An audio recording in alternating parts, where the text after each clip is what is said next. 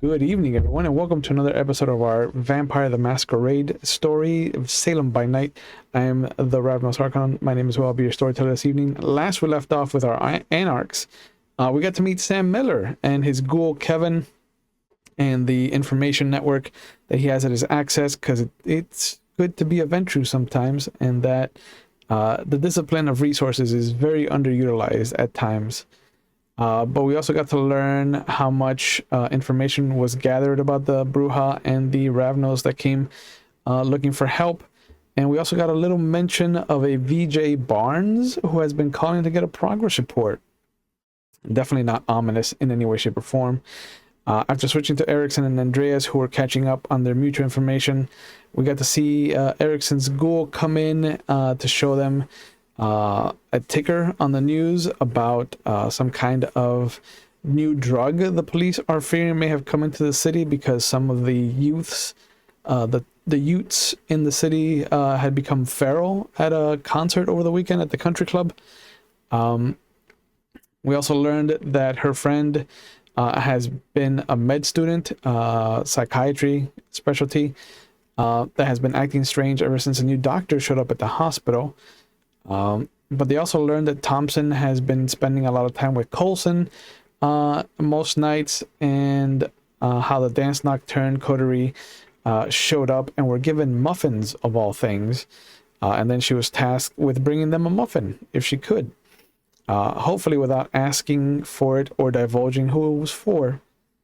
But we also got to see them head into West Salem, just far enough away from the Wicked and the Vine to not be turned by their very religious iconography.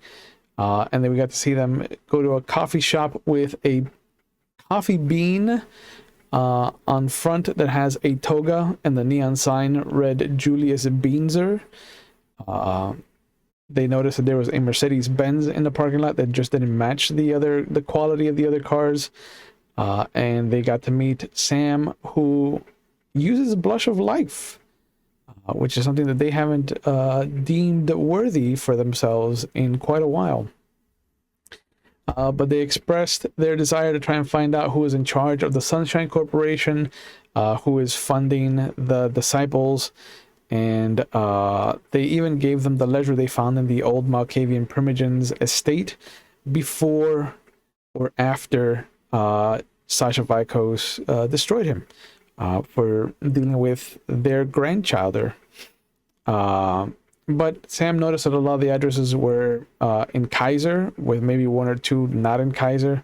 They were color-coded, and they also established that the Camarilla is located in an office building called The Estate, and that the prince can be found every Friday at the Dance Nocturne, where he has turned it into a kind of makeshift Elysium while he's there.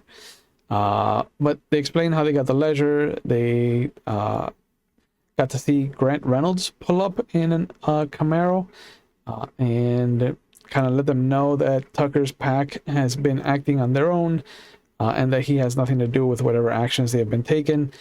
He also let it slip that they had a shovel party recently, which for those in the know means that they have been recruiting, quote unquote.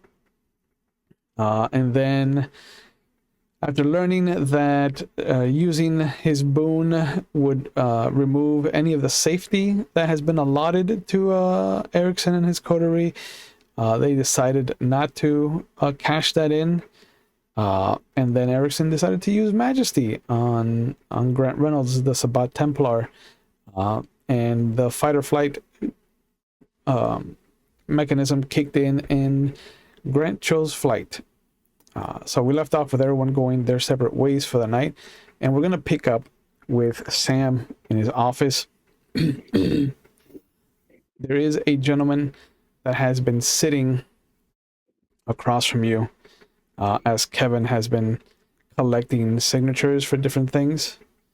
The man looks to be about mid-30s, early 40s, clean cut, just a little bit of a mustache, kind of dressed well. His suit is definitely tailored, But you notice that he came in with his jacket folded over his arm. He does have a little pin of a bouquet of roses on the top of his vest. Excuse me. But he has waited his turn, as it were. Kevin let him in, showed him to the office.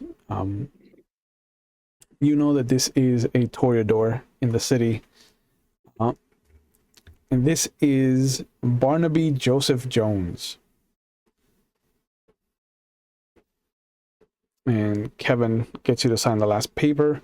And he closes the folder. He's like, I'm so sorry, Mr. Jones. These were of utmost importance. I'll leave you to your meeting. If you need anything, I'll be right outside. And he nods respectfully to both of you and goes out. And you see Barnaby has been kind of like looking at his nails, just kind of like taking in the decor. Every so often, he's just not miffed, but definitely unimpressed.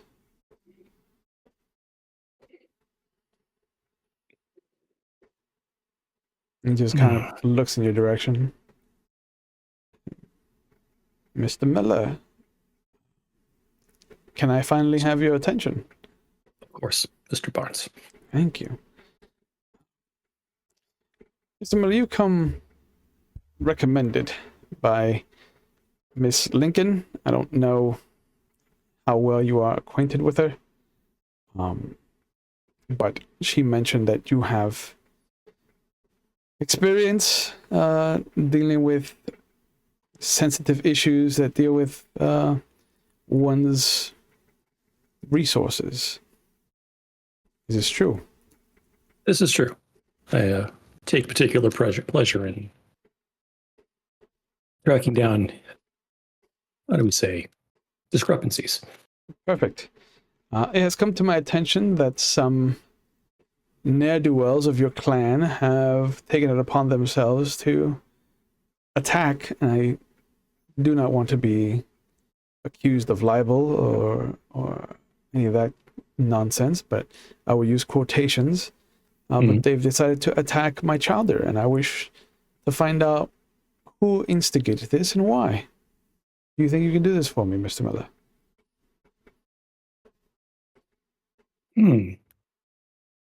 Which side of the river are they on? Not this one. They are all Understood. They are all beholden to Mr. King, if you catch my drift. Drift caught. Openly, I will tell you that I am a member of the tower, but I also know that necessity breeds strange bedfellows. So, Same is true in business. I have no problem helping you with this. I have no problem asking for help. 2 peas in a pod. I'll be straight. Please do I get? I assume, given the vast space that you have access here into your office, that money is not an issue for you. And being a Ventrue, coming from Chicago, I doubt that any number that I throw at you would entice you. What if I could offer you a boon from myself and my sire?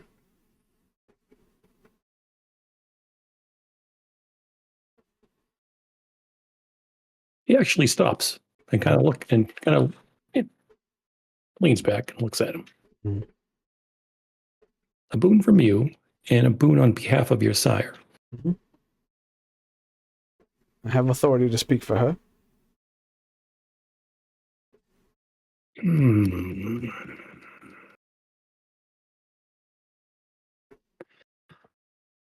That deal does seem beneficial to me. Perfect. Do you have a time limit, or am I free to investigate and get back to you? The sooner the better, of course, but there's nothing pressing as of late. Everything that I have heard has been typical Ventrue tactics, hurting my child's presence as far as the city is concerned, ruining the prestige that she has earned herself, and I wish that to stop. Considering the side of the river it's on, do you want it stopped or do you want the information? Let's begin with getting the information, and depending on how actionable that information is, I may require your services again. I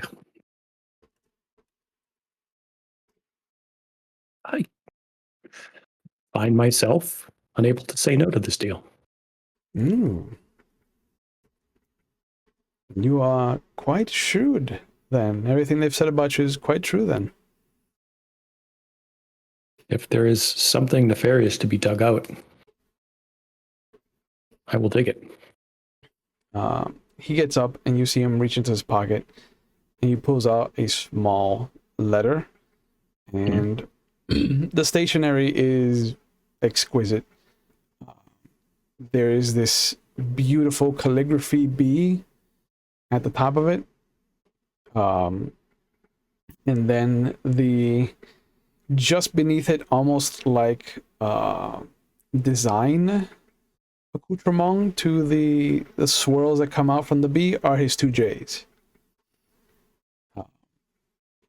But it also just has a list of areas in the city. Mm-hmm. And he's like, this was passed on to me from our acquaintance, Miss Lincoln, and some of the other harpies. But just so that you are aware, this is how the domains have been divvied up recently.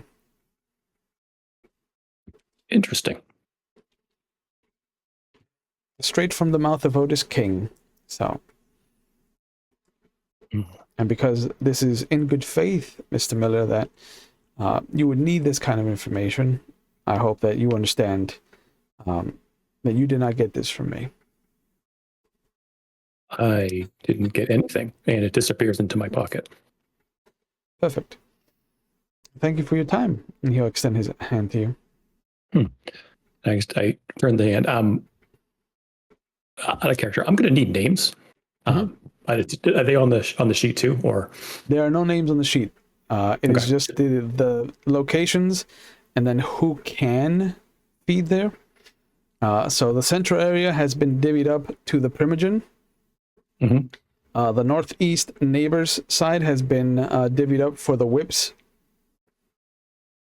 The Four Corners area has been given to all of the Nosferatu. South Central has been given to the Toreador and the Ventrue. North Lancaster has been given to the Malkavians. And then Hayesville has been given over to the sheriff and his coterie. But there has been no domain given to one single person or group outside of the sheriff's coterie and the Whips. I noticed Kaiser isn't on this list.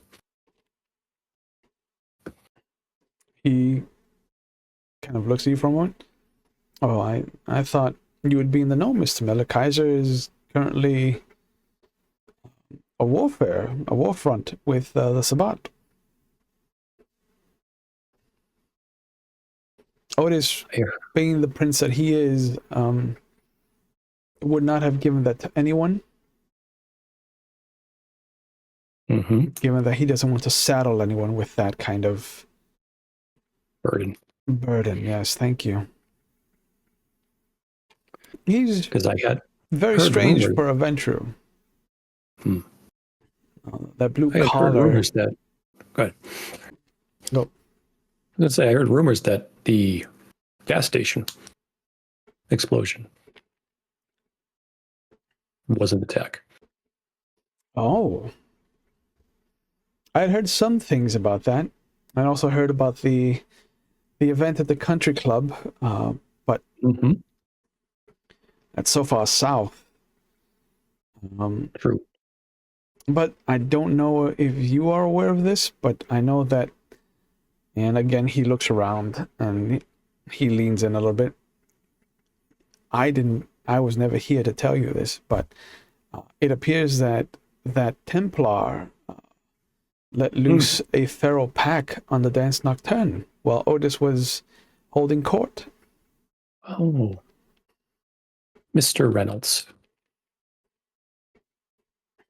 He is something of a busybody.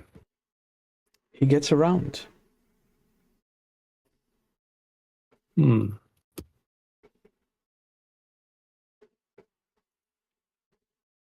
Would you be interested to know the name of the leader of the pack that attacked the gas station? Oh. I have some guesses as to who it might have been, but I would always appreciate confirmation of a rumor. I'll write it down in my super neat Catholic school penmanship. Fold it and I'll slide it across. And he doesn't even look at it, he just pockets it.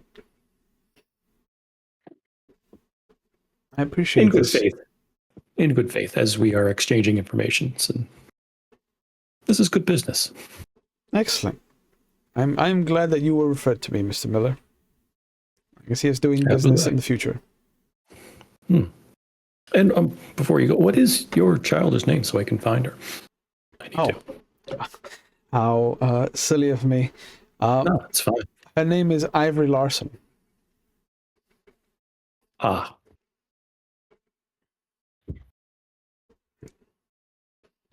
My sire's name is Geraldine Birmingham. Do I recognize that name? Yeah. That was the prince before Otis and Hyde were prince. She took princeship right after the Beckoning. She was prince from 1980 to 1984. That raises some questions, but I'll save those for now. Oh, I hope they're not terrible questions.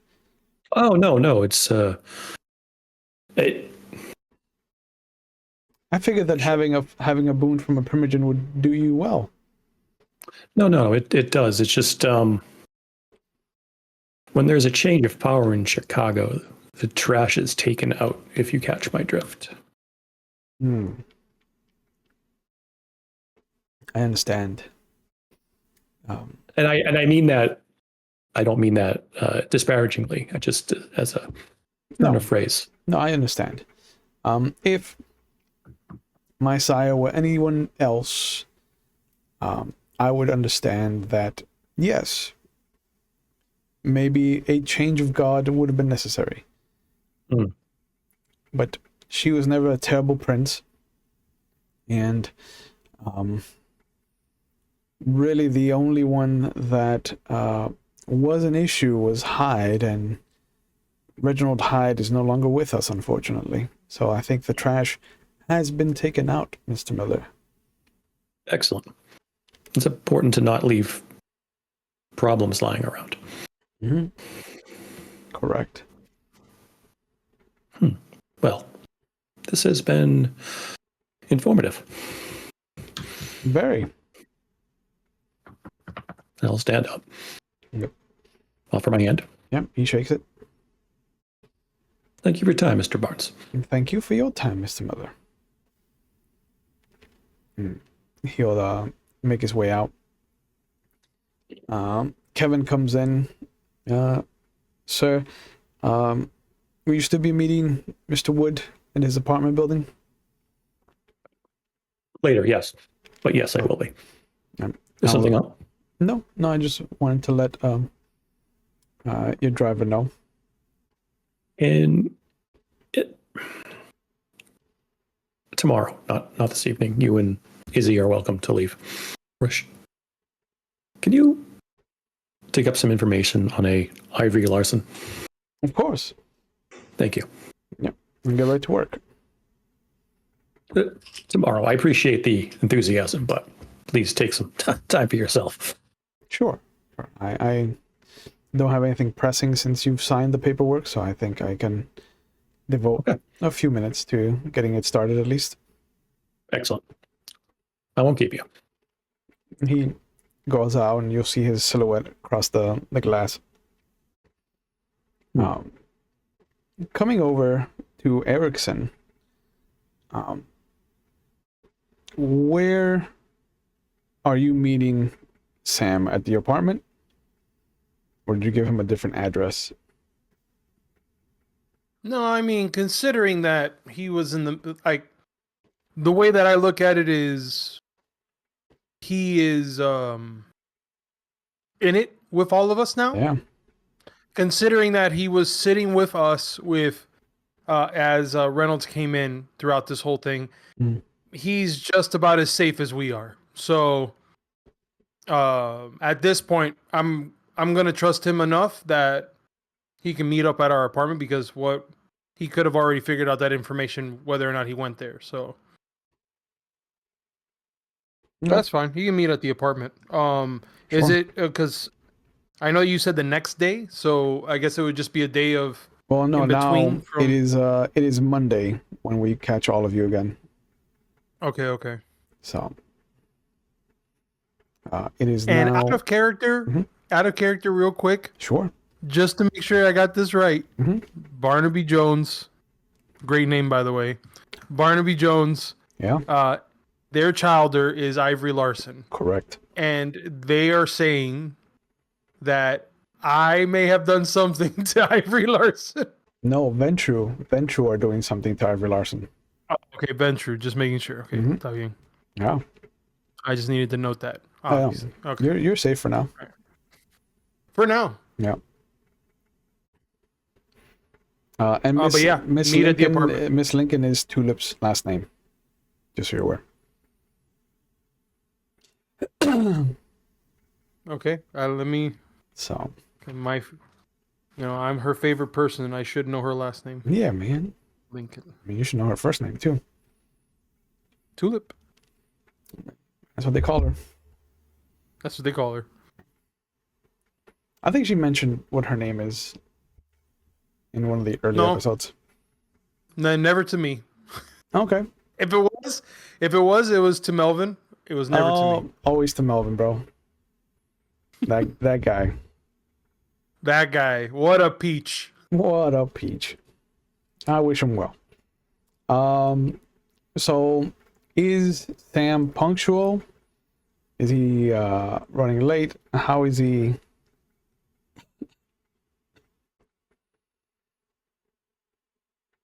Nope, muted. That's how he is. Yep. Yep. Yes, he is. He's muted. Oh, damn it. Yeah, fancy There he time. is. Yes. He's just nodding with us. I'm like, cool. Yeah. All right.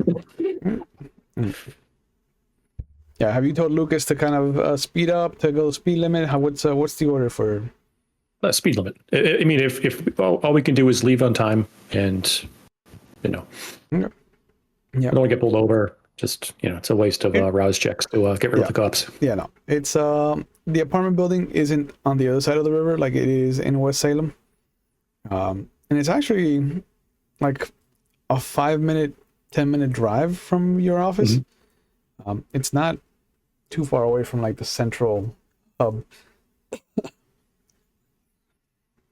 When you get there, what does the apartment building look like, Kenny? I know it's a 2-story building, but what's it look like to you? I mean, it's a 2-story building that's currently under construction, because part of the building, considering those were where the events happened, where where a lot of illusion happened to scare people, to deter them from what was going on.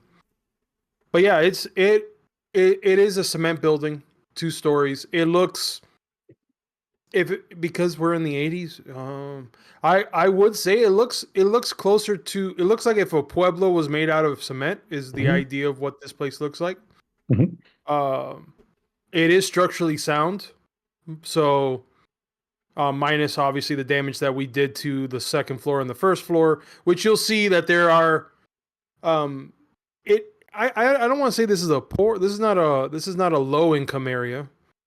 So it's got orange cones. It looks they instruct people to go around. But yeah, it's made not to stand out. So it's a very muted color. If you could drive right past it, wouldn't be any issue there. No elevators, just stairs. Mm-hmm. I will say that we're on the top floor. I believe from what I remember is we're on the top in the corner, like it's an L shape. So we're literally in that crux in the middle. Yep. And yeah, that would be the apartment number that was given to you, which we didn't give apartment number, so I'll just say 68. Yeah, why not? So close. One off from a good time. Hey, yeah. Ew. So, but yeah, you sent a Ventrue to a building that probably won't fall down, and you're also making him use the stairs. Mm-hmm. This is going to be a very short chronicle. Yep. Disrespect, bro. So disrespectful. Disrespect. Like, you just buy a new building that's better. I know. Yeah. Do you need money for an elevator, bro? I'll give you money for an elevator, bro. Yeah, man. I thought I had land. There was land, and then that land disappeared in the instant that I realized I didn't have it. Yep. Might as well have been in crayon. Ash in an ashtray. So we'll get out. I don't know how long we'll be here, so I'll tell Lucas to keep the car running. Yep. And I'll kind of give it the once over. Is it close to other buildings? Is it well lit? Is it? It's well lit, yeah. And there's other apartment buildings as well. It looks like it's part of a kind of Jenga puzzle of apartment buildings, where it's like one L, another L, and then a different L, and things like that. a lot of foot traffic, or okay. And you'll even see like somebody, like you hear a door open, and then you'll hear like a small bark, and there's this little what kind of dog would you imagine somebody having that's small? Oh, in this apartment? Like, you mean that works in the front desk? No, like somebody who lives downstairs. Like what dog is Sam seeing? It's a fucking terrier, I bet. Terrier? Yeah. Perfect. I would say terrier would work. Yeah, you see a little terrier come out, and then there's this old man that just kind of like gently tugs on the leash and just kind of like, hold on, let me close the door. What does he call this dog?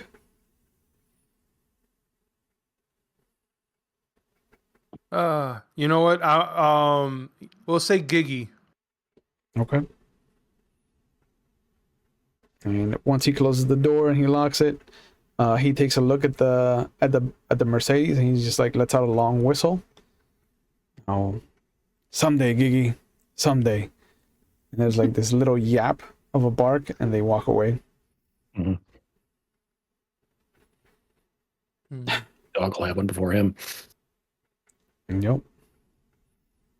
I suppose that Sam's going to have to open the door himself to get into the building. Is that? It's an open is that building. how doors work? Yeah. It's an open building. There's no door. There's no door. You just walk right on in. There's no door, man. Almost. This is so out of his, like, I feel like he needs to put, before walking in, he gets those little slippers, those little things the to put on your shoes. Yeah, the little put baggies, on your feet so you can walk in. Yeah. Yep. This is. I imagine that to Sam, this is what peasants must live like. Even thinking the word peasants makes me uncomfortable. Yeah, like this might be the kind of place that like Lucas or Kevin might have grown up in. Mm-hmm. Welcome to the Anarchs. Yep. We pull. Yeah. We use our money for other things instead of where we live. Yep. All right. Accrue money? That's not a thing. Yeah. Every time I try to accrue money, things blow up, and it's not because of me. All right. Well, I go in. Yeah. And you go upstairs. Is the door open for him, or do you have kept it locked? No, it's unlocked. I mean, the way I treat it is locking a door would do nothing. Like it's if you wanted to get in, You're gonna get in. you can come in. If you're immortal, that's the last mistake you make. Yeah. You know. Okay. So yeah, Sam knocks. He's very polite. Yeah. Sam will knock. You knock? Yeah. You if you test the door, it is unlocked. I'll yell it out. I'm just on the phone. I'll just yell out, "Come right on in." I let myself in. Yeah. Describe the apartment for Sam. Because I imagine that this is going to be the worst thing for him to walk into. Have you ever seen the movie Batteries Included? Yeah. All right, so this is the household that the family lives in. That is a 2-bedroom for a family of 5. This is essentially the idea of what you're seeing. There is, the only thing it looks dirty to you without having all of the stuff in it. It's just weird how we don't. You look at it and you go, you could keep this place up on a regular basis, and we don't, because we look at it like we don't need to do that. So you'll see used cups all throughout the like used dishes that don't get cleaned up, because the only people that eat there are, if at all, is Tricks and whoever else that happens to need to eat.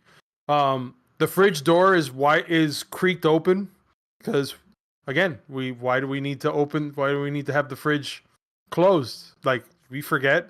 We're not eating anything from it.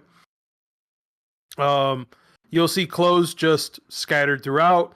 On the couch that's in the middle next to the TV. You'll see all the furniture. The only other furniture that's there is the chairs that go to the small table that we have there by the kitchen. It's worn out. You can tell that this was the original chairs that were here when this building was originally constructed, when this apartment building was originally constructed. We didn't switch that out.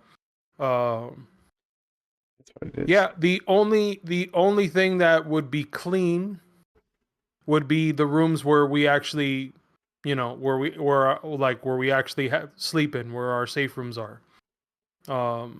That would probably be the only thing but you wouldn't see that because the doors would be closed on that, and you would just see me on the phone that's inside the kitchen. But as I'm talking, like, it's literally me just finishing a call with Mickey on the phone.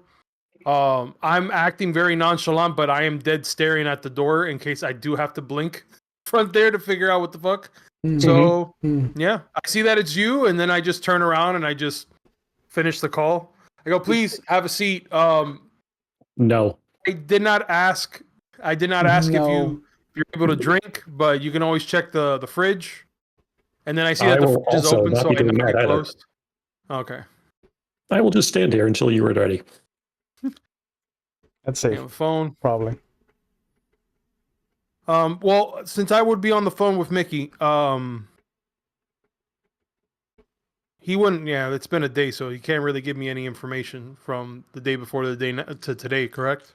You could not know. You anytime. Yeah. Did you have feelers out for the Sun Corporation? That when I told him of that, it was the last information. It's still an ongoing thing for him. All he could find out was that it was a shell of a shell. Yeah. Still looking myself, unfortunately. Yeah.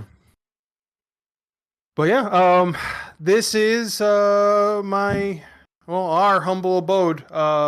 Whenever Andreas gets here, I guess we'll just head out. The idea, I guess, would be to go ahead and talk to Jimmy Trashcans to get the information that we've asked him to obtain. I don't know if you've been able to get anything on your end with the ledger. No. One of my associates is looking into it, but nothing yet. as you said, it's a shell of a shell, and sometimes it's even more of a shell and shell. So we'll get to the bottom of it. Actually, while we're okay. No, go ahead. Let's say before we head out, are you familiar with a Mr. VJ Barnes? VJ Barnes. And I'm trying to recollect this, Will. It is not a name that I don't believe I know. It is not a name that has been come up in your circle. Yeah. Fortunately, that name draws a miss, sir. He stopped by. Apparently my services are in need in this city because he reached out for the same reason he did. Now, Barnaby is also a name. Jones. Barnaby is also a name that has not circled in your gravity. No. Yeah. Sorry, Barnaby Jones is not something that I recall. He He asked me to look out. His childer is being harassed by Ventrue on the other side of the river. I'm guessing he just needed a independent third party to look into it. Just you, or does he know that? He didn't specify. But if I were to draw in help, that would be my business. Understood. Okay. I mean, Ventrue are not fun. I've had to dealing with that quite a bit, actually. He's a rose, by the way. A rose. Okay. Well, who's his childer? And he thinks for what did Miss Ivory Larson? And all of a sudden my eyes just peel back to the back of my head. I'm like, okay. Ivory Larson. She is the owner of the Dance Nocturne. Oh, the Elysium. Yes. Yeah. So that is interesting that her sire would be reaching out to you regarding an issue with Ventrue. I thought they were part of the tower. According to him, they are. Okay. I like to see I see that they like to get themselves dirty, I guess. You know, they like to slum down to our side of the woods, I guess, our neck of the woods, I guess. Whenever they need something done. He did have a constant disgusted look in his face walking around, so. Oh, okay. He has no idea regarding what Ventrue, right? No. Considering the princes of Ventrue, unless I'm mistaken, I would imagine it would have to be younger ones messing around. Because older ones, well, they know who feeds them.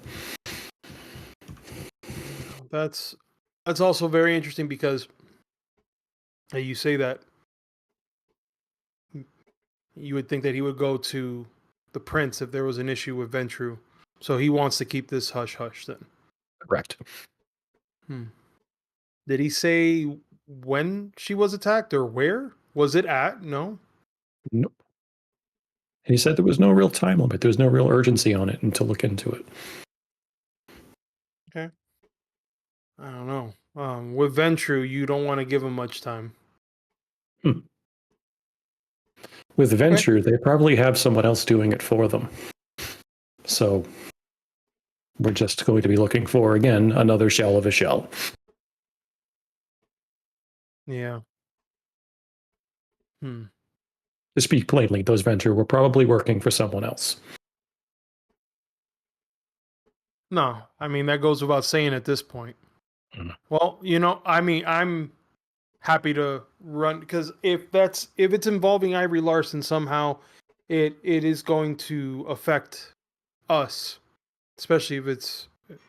I'm hoping that it's not something that reaches out past the tower, but I have a feeling it might be, or it might include somebody that we're having to deal with. But so if she owns the Dance Nocturne, and that is an Elysium, is she the keeper?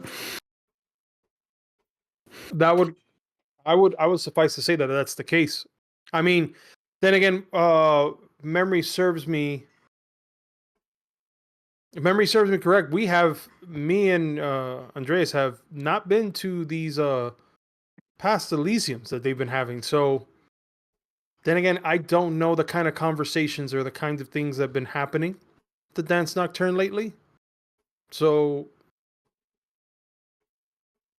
I can't help to figure out why the Ventrue would be attacking somebody who is the keeper of Elysium, unless they're trying to disrupt Elysium. Unless they're not part of the tower.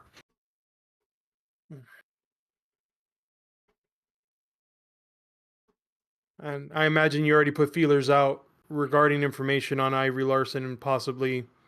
Correct. Prefer to do my homework. Well, if this is something that you want to dip your toes in after we get in touch with Senor Trashcans, then by all means. I think that these issues will have an intersection at some point. We chase down one, we'll find the other. But if it isn't, you've been in the city longer, and I wouldn't mind the assistance. So you seem to know her too, so that may help or hurt. I don't know yet. Oh yeah, we're close friends. That's apparent. Mm-hmm. Yeah, her and her coterie. Yeah, unfortunately, I was actually hoping to have my ghoul work at Dance Nocturne, but for whatever reason they didn't accept her, which, I never asked why. So that's smart. So, get eyes on the place. Well, But anyways, I don't want to hold us up for seeing Mr. Trashcans. Oh yeah, because he's had such a busy schedule, Senor Trashcans. I'm told he's a treat. Oh, wait till he asks you for some medical advice. And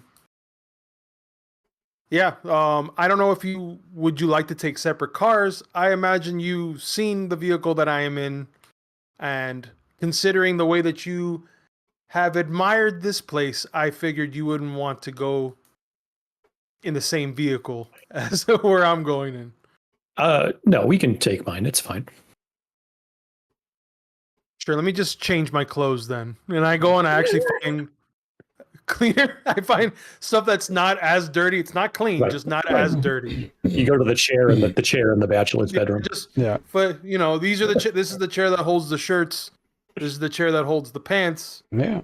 You gotta dress good just to be in the Ventrue's car, bro. Mm-hmm. Yeah, man. So I'll actually wear. This is how wild it is.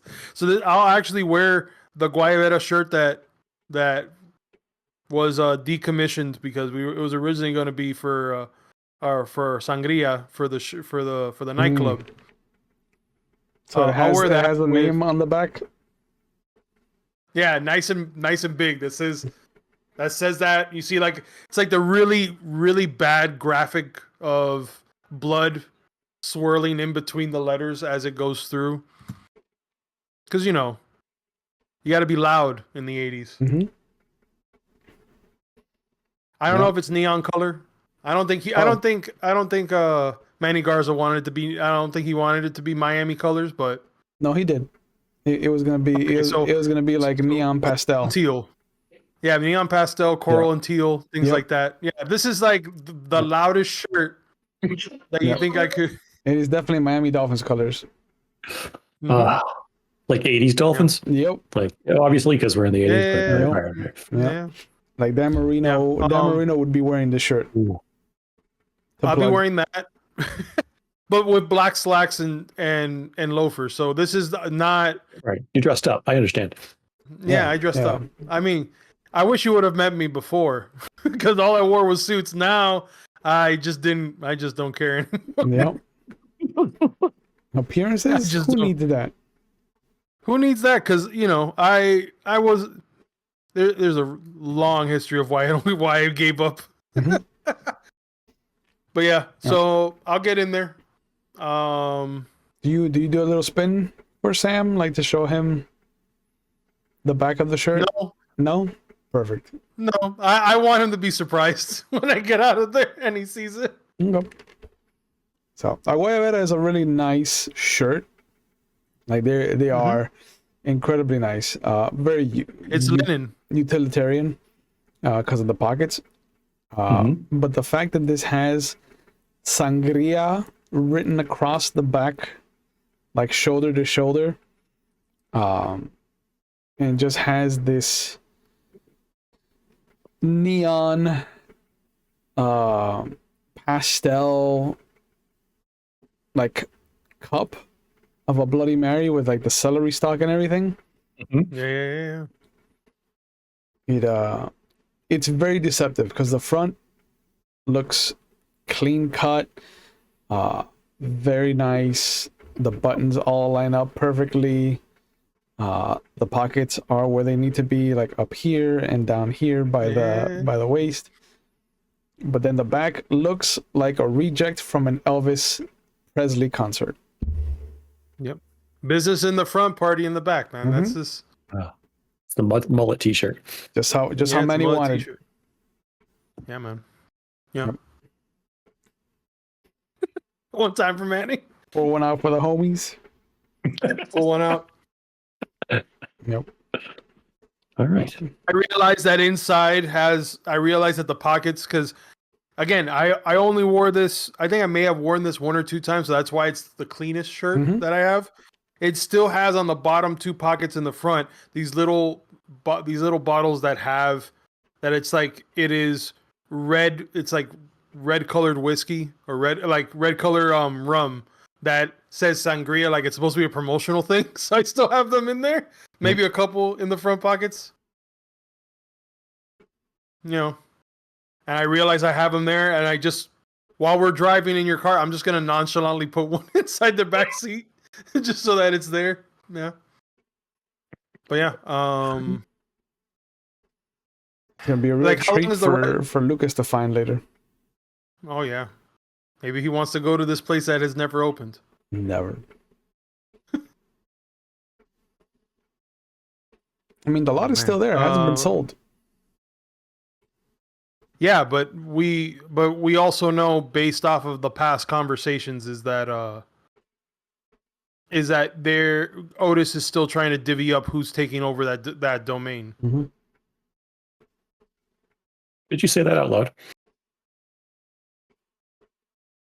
I mean, In the car. In the car? No, he was just asking me a question. Okay, all right. He was just asking me a question. Yeah. The storyteller said something. Unless I'm a Malkavian and I'm talking to myself, then that's a different story. But you'll drive up the Kaiser, and did you tell Lucas just to drop you off at the same corner that you saw him the last time, or are you gonna drive around until you spot him? No, I would drive the first spot.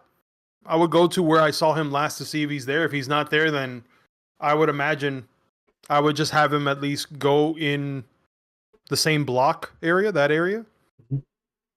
Because I would imagine he would, if Trashcans wants to be found, he's going to stay in the area somewhat. Yeah. He's a couple of blocks away. So it maybe takes you like 20 minutes to find him. But you notice that he has set himself up with 8 different trash cans. And he's got them laid out like a drum kit some are taller than others. He's got some of the tops on them turned inside out. He's got some that are angled so that the sound kind of comes out differently. And he's next to him is one of those large like industrial trash bins. And he's just fucking going to town. Doesn't have any drumsticks. He's just miming it, like air drumming. And when he sees you kind of stop the car and reverse and kind of get out, he just holds his hands up to you. Hey, look at this guy. Look at this guy coming back. You got your fancy shirt on? Oh yeah, the fanciest of fancy. Yeah. It's good to see you, Mr. Trashcans. Oh, my name is Jimmy. You know that. Just call me Jimmy. Everybody else does. Who's this? That's not necessarily true. And then I walk over and he will reach out to kind of grab the material of Sam's suit. So this is Sam. Ooh, this is soft. Sam, this is Jimmy. That is indeed Jimmy. Yeah, and he has a Hawaiian shirt that is sleeveless, a trench coat that is also sleeveless. They are both wide open. He's got Bermuda shorts, what looks to be this leather just string for a belt, no shoes, and just looks like he has scars all up and down his arms and legs. Do you prefer Jimmy or Mr. Trashcans? Oh, everybody calls me Jimmy. Call me Jimmy. Jimmy works for me. Okay, Jimmy. Hey, you like this tie? And he kind of grabs your tie and kind of puts it next to the tie that he pulls out of his pocket. You think this is a good color for me? Any color is good for you, Jimmy. Hey, and he'll put on a half Windsor and just fucking, yeah. Hawaiian shirt and trench coat fully open, and then the tie is just on his neck. I'm gonna call you Corporate Jimmy.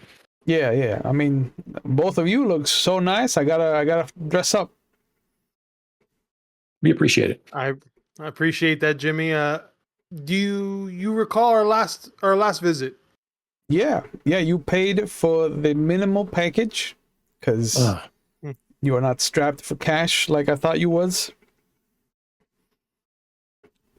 Okay. What are these packages, and why would you only pay for the minimum? Oh, I changed my prices now because of them. Oh. Yeah. And he reaches into the trash bin, and the cardboard, and he pulls out this big cardboard. It's maybe 4.5 feet by 8 feet, and he just holds it up and kind of lets it sit against the trash bin. And he's like, hold on, because you gotta get the full treatment. And he reaches into the trash bin again, and he pulls out this handful of sparklers, and he just puts them around the top arc of this cardboard and just lights all of them. Jimmy, he's a man. You can say what you want, but he is a man of presentation. I will say that you are an entrepreneur. Hey, I love this, Jimmy. Yeah, you gotta catch him. You gotta catch him visually, because otherwise they'll just fucking walk away from you. You know what I'm saying? Yeah. Yep. So what am I seeing on this cardboard? So you'll see that he has his typical 100 for police, 200 for police and fire, 500 for SWAT team, and instead now there is a $350 option for one news van to be called. There's a $750 option for 3 news vans to be called. There is a $1,500 option for helicopter surveillance to be brought into the equation, and then there is $5,000, and there is no actual verbiage. It's just a crudely drawn picture of a stick figure on a horse. Why don't you tell me about this $5,000 one there, Jimmy? Oh, you want the cavalry? The cavalry is that's where you get the good shit from. So, as you see, Jimmy is entrepreneur when it comes to distractions. Yeah, entrepreneurs. So depending on the severity of the distraction is what we're paying for here. Right. They paid for this one, and he kind of points to the $100 one. So I did as was asked. Ventrue. Yeah, I did what was asked. I went around. I started hitting and running against the disciples. I got them all worked up. They are fucking mad. I'll tell you what. They do not like me one bit. I got them running around in little pairs and trios, my friend. They would not ride around solo anymore. So I hope that lived up to you. Out by chance? Huh? Did you take any of them out? That wasn't what you paid for, was it? You paid for me to be a nuisance. More if you did. Yeah, you are. You paid for me to be a nuisance, and I was a nuisance. Okay. Hold on. You mean the gas station? The gas station disciples? Those were the free soul jerks. Free souls. I'm sorry. Still learning all these names. Hey, it's all right. Yeah. Yeah, free souls. Yeah. And I look over at I look at Sam. I mildly shake my head a little bit. I'm like, so, but where did you meet these disciples then? All over the place. All over. They're crawling all over this place. You can't spit into a wind and not hit the devil's disciples. Okay. The last quote unquote distraction you did, where was that at? Oh, I think it was yesterday. They were over by the Days Inn between Kaiser and Hayesville, like right off of the 05. I kind of I rolled up. I saw that because one jerk on a motorcycle is the same as any other jerk on a motorcycle. So all you gotta do is go over, kick a motorcycle over, pee on it a little bit. They get mad and then they chase you. Did you ask him if it was infected? No. I got that cleared up. Maybe so happy for you. Yeah, and he'll pull down his pants. Yeah, he'll pull down his pants. He's like, you see, it's all looking good down there. Huh. Okay, there you go. Well, you needed all that information. I wasn't expecting penis tonight, but here we are. Okay, well, there you go. Well, let me ask you this. I give him a description of the three wise guys that are impersonating the coterie and now impersonating the free souls. Yep. And he listens to your description, and you see him like take his pinky into his nose as you're talking, and he'll kind of rub some lint out of his ear. Yeah, I guess, like I said, one motherfucker on the bike is equal to another motherfucker on the bike. They sound familiar. White people. Yeah, So you just described every white person I know. Well, how about this? In any of these guys that you yelled out, did you ever hear a Tucker White, Andrew Bates, Tucker, Tyler? Tucker's a fucking stupid name. Yeah, I agree with you. I don't remember Tucker. Tyler. Yeah, somebody called somebody Tyler. It was an Andy. Somebody called somebody Andy or was looking for an Andy.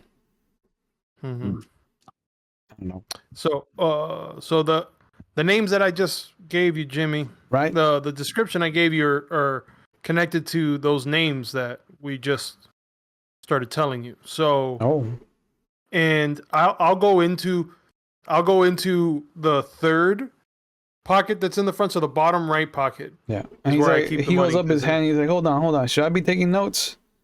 and you see him kick the cardboard, and a flap opens up, and there's a $50 equals notes. Good. So, I'll get you and then about 50. Because you I want gotta this pay. right. You gotta pay for notes. so how I'll give him much? 50. Okay. Oh, look at that. That's a man of class right there. He understands, and he does take out a pad, a little like notepad, like a detective pad. Just flips it open, dabs the pencil on his tongue. Say those names again, please. Now that I am giving you my undesirable attention. Tucker White. Tucker White. I believe Sam just said Taylor. Tyler. We also have an Andrew. Tyler. Bates. Andrew. Masturbate. Andrew Bates. Yep. Andy Bates. Let's just put that on there. Sure, yeah. Masturbates. What was the girl's name? We learned the girl's name last week too. Yeah, Fatima. No, Fatima. That's it. Or Fatima. Fatima, yeah. Fatima. Yeah, we'll go with that. Okay. Now, and then I actually, out of the bottom right pocket, that's actually where I keep that's actually where I put the cash that I have. Okay. I'll just start taking out, like, it's just literally just a wrapped up hundreds. And I'm like, so what would it take for you, right, to, let's say, find these people with us and find these individuals with the descriptions that I can give you again, because now that you have your notepad and you can get the descriptions correctly, right? How much would it take so that you, a la carte, of course, you can find them tonight and then relay that information to us so that we know where their whereabouts are? Ooh. I will need to call in a favor from a friend of mine, but I can assure you that he is. Listen, all right. The less you know, corporate secrets, man. the Corporate better secrets. it is for you. Show some respect for Mr. Trashcans. Yeah. There's a tie. All right, respect the tie. I look at Sam. I'm just like, okay, I guess we're playing this. Okay. So, how much would this be a la carte, sir?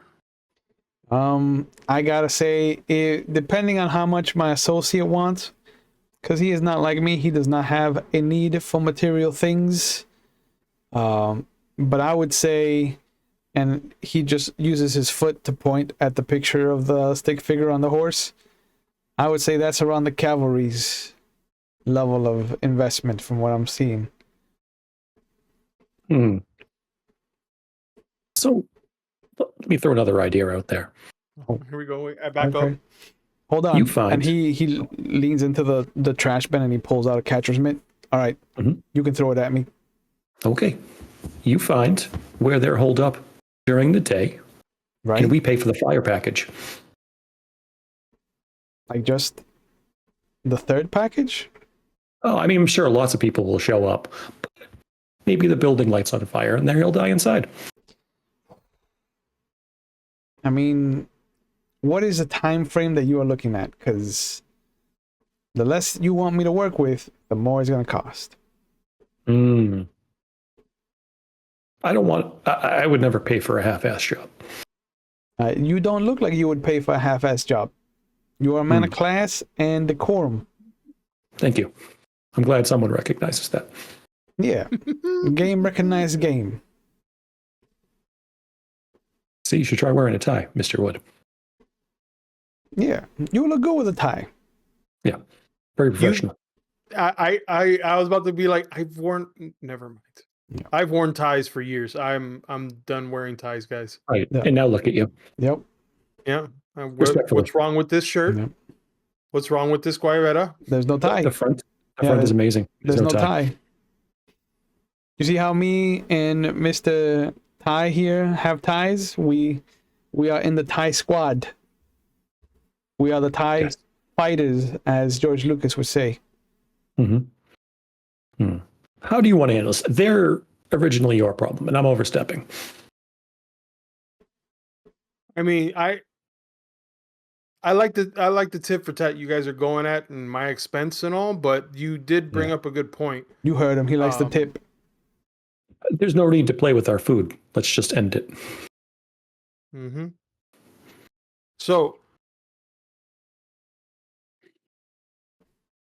let's go with what Mr. Miller here has proposed to you with the case of finding them during the day.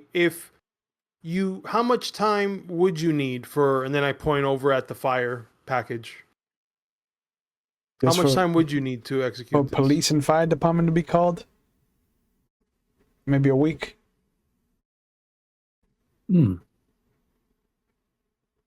How much is that again? And I look at the cardboard. How much is that again? It It is 350, I think. 350. Yeah. 350? Yeah. Okay. And by this point, the sparklers have died out, so he reaches into the trash bin and pulls a whole new stack of them. Oh, man. Amazing. And lights them back up. Yeah, amazing. I'm surprised that the cardboard hasn't caught on fire yet. Nope. So you know what? How about this? I'll double it if you can do it in the next 3 days. 3 days. Ooh. For double, I'll probably do it in 4. Fine. And I go ahead and I actually just shell out 1, 2, 3, 4, 5, 6. I put 700 in his. I reach out for 700. He just kind of like reaches out and just gently grabs it out of your hand. Ooh. Just kind of slaps himself with it. Mm-hmm. What a lot of. I too like to do that. Yeah. What a nice gentleman you are. Look at this. And he puts it in his inside trench coat pocket. Mm-hmm. All right. Guess I won't be practicing the drums tonight then. You're a go-getter, Jimmy. Yep. Time is of the essence. Let me and all see. that. So what I would need is, how would you let us know? Would you want us to come back here in the next 4 days to get that information from you, or are you going to somehow reach us? What information do you want from me? Like, you told me to go set these guys on fire. I mean, we'll see it on the news. Yeah, you will see it on the news. Oh, do we need to pay for the news team too? Or is that like? I didn't think about that until now. Yes. Okay, I give him. I'll pay for the news team. Okay. He does the same thing. He just reaches out very gently. Boop. Mm-hmm. Slaps his other cheek with it. So nice. Mm-hmm. Well, it was indeed a pleasure, Jimmy. Yeah, it's always a pleasure to talk to you boys. Mm-hmm. I'll actually find, because even in this area, there's got to be trees around, right? Yeah. So I'll just snap one of the branches, break it in half, and I hand it over to him. I go, I think you got time to practice. Oh, no. I gotta one thing at a time. Otherwise, I'm just gonna get scatterbrained and just fucking, that's how I ended up in the band with this fucking big monstrosity called, what was his name again? Fuck. He had these 3 cats. Mm. Oh, by Teddy? Yeah, that's his name. Fucking Teddy. Oh, Yeah. man. We have something in common. You know Teddy? Yeah. Good guy. When was the last time you saw him? Oh, maybe like a couple months ago. When we it was the last time that we practiced with our band. Real shame. Yeah, he's a good guy. Yeah. And his cats are fucking adorable. In case you wanted to know, he's safe. Okay, good. Yeah. But I appreciate your time. You have a good one, Jimmy. Yeah. He just grabs you and brings you in for a hug. Oh. And Sam will see that the moment he grabs Erikson, like, he grows just a slight bit, maybe like a foot, half a foot between there. Jesus. And he just kind of grabs him and brings you into a bear hug. But to Sam, like, he'll look over, he'll just kind of like curtsy, and like he'll grab the sides of his trench coat, kind of hold him out, like a petticoat, and then just kind of extend his hand out to you. I will offer a one-handed, bow, and then I will shake his hand. Yeah, my lord, it is always a pleasure to do business with you. I look forward to a fruitful business partnership. Do I have any like dirt all throughout my clothes? All over yourself. All over yourself. That's great. This is actually a nice shirt. Yep. Oh, okay. Okay. Yeah, but he'll slap you on the butt and be like, all right, you boys take care of yourselves, okay? Don't get into any trouble. And he will literally turn around, and as he's walking down the rest of the alley, his body will just kind of melt down and shapeshift into this Great Dane kind of dog. It's a little more wolf than dog, but you can definitely see the Great Dane in him. And he just like an Irish Wolfhound? Yeah, and he just rushes off. Usually they can't tolerate us. When it comes to money, apparently this one in particular can deal with us. Or he just wants to cause trouble. I really don't know where that money goes. I imagine he just buys sparklers and he just holds, I don't know. I may have to bring him in for some business consulting. Yeah, you do that. You do that. I will. You see how lucrative that is? We just gave him almost $1,000. It is true, and I rather not be the one on the news. So exactly. Why do something when someone else can do it for us and get in trouble for it? I scan Sam for a moment. I go, in another life, I think you and me would have been friends or enemies. I really can't decide yet. I really can't tell. So, since we have to wait, considering that it's going to be a few days before we get any kind of inkling of where this could be happening. I mean, I know that you were tasked with something, and to be honest, I'm surprised because we haven't heard from Andreas yet. We haven't seen Andreas yet. Where does his biker clan gang hang out? I'll go ahead and I'll actually use the payphone that's close by because there should be a payphone nearby, right? Mm-hmm. Yeah. I'll go ahead and use the payphone to get in touch with Shepard. No, he answers. He's groggy. He's like, yeah. Who's this? Hey, Shepard, it's Erikson. Oh, Mr. Wood. What time is it? What time is it, storyteller? You don't know. You don't got no watch. Look, I know it's late. Just trying to find out where Andreas is, if you know where he's at right now. I thought he was with you. When was the last time you spoke with him? When he woke up. A couple hours ago, maybe. And you hear some things moving around. You'll hear the click of a light switch. Yeah, it's almost 2, so it would have been like 4 or 5 hours ago. He went on his own bike? Yeah, of course. And he said he was coming to the apartment? He said he was gonna meet with you. Didn't say anything about the apartment though. He didn't say where he was meeting me. Nope. Okay. Is everything all right, Mr. Wood?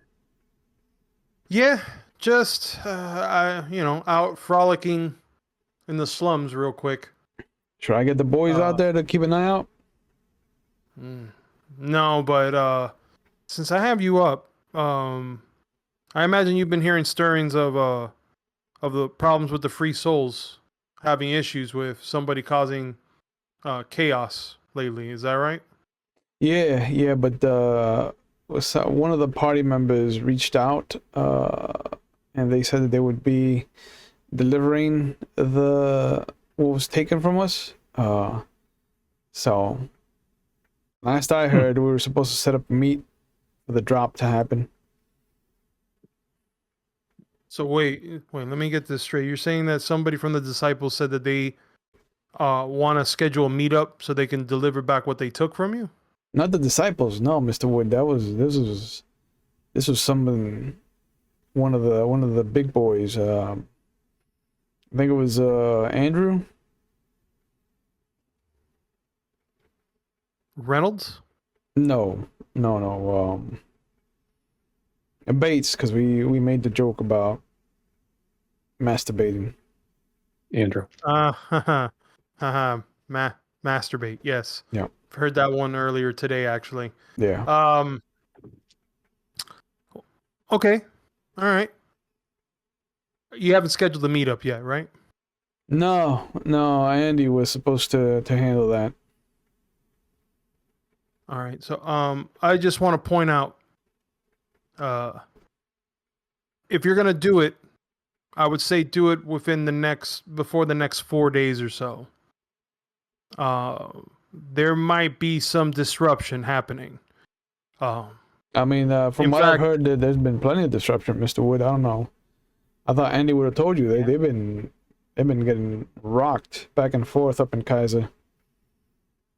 Yeah, I've been hearing that, and I'm gonna venture to say that any place that you meet up with Andrew might come with some more chaos.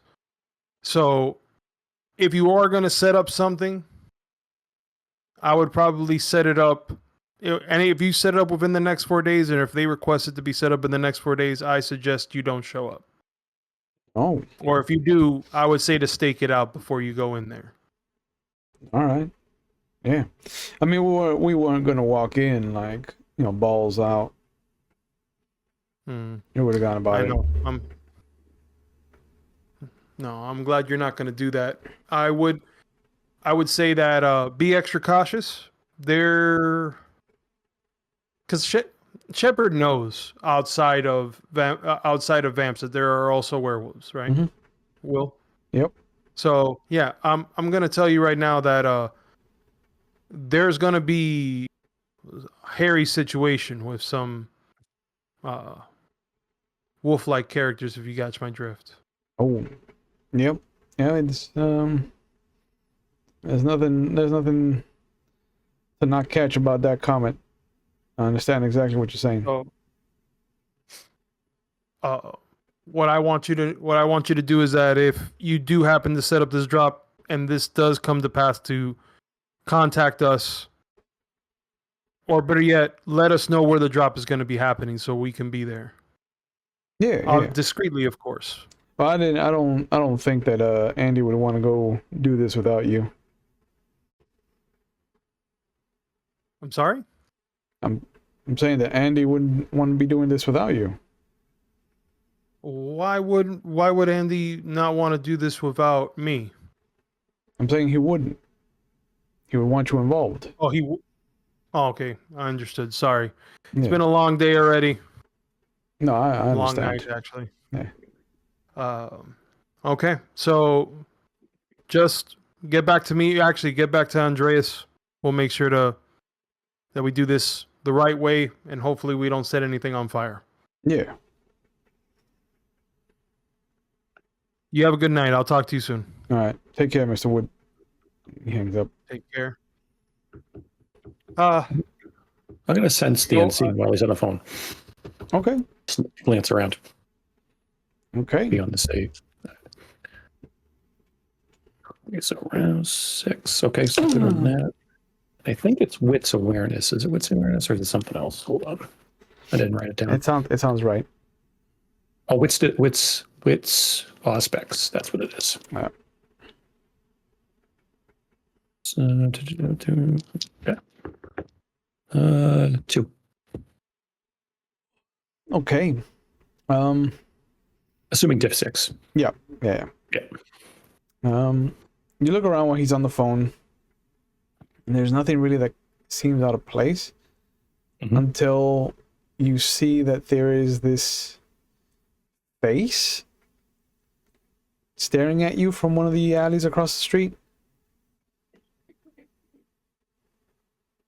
It's weird because there should be a body attached to it, but it's just the face. Great. Is it's watching us, I'm assuming. Mhm. And he's on the phone, not paying attention. Yep. No, I'm never paying attention. All right, cover your ears for a second. I'm kidding. Take off my head. There you go. Oblivion sight. Ooh. Okay. Da, da, da. You can put your ears back on. Okay. Yeah. Making sure. Yeah, no, you're good. You're good. I'll tell you later. Yeah. It's I mean, you don't have to be X to use Y. Correct.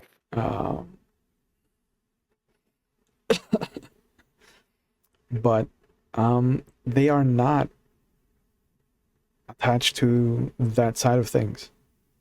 Huh. All right. I'll blink and get rid of it. I'll make a mental note of the face. Is it human-ish? Is it? Yeah. Okay. Male, Yeah. female? It looks more male than female, but there is an androgyny to it. And I guess my last question. It's not a Nosferatu. It doesn't look like a monster. No, it's not Nosferatu. Does it notice I'm watching it back? It does, and it doesn't react. It doesn't have the reaction that you would want it to have. It's weird.